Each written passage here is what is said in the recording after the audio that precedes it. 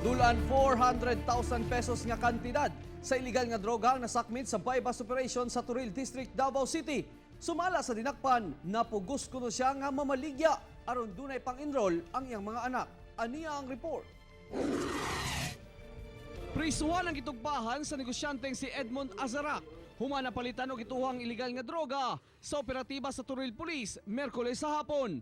Pagtuo sa otoridad nga street level pusher lang ang target. Apan nakurat silang 4 kasako sa gituang Shabu ang nakuha sa posisyon ni Azarak. I was expecting isa ka gramo dako na para sa dili di ay dinaghan di ay.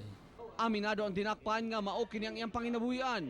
Rason niini nganong daghan ang gihuptang Shabu. Aron kuno, doon na siya panggasto sa enrollment sa iyang mga anak.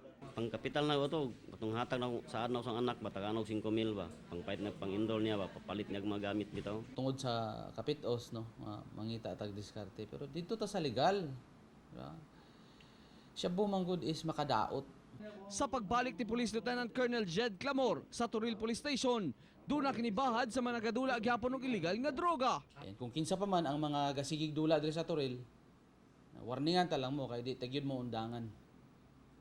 Hurot mo tanan diri.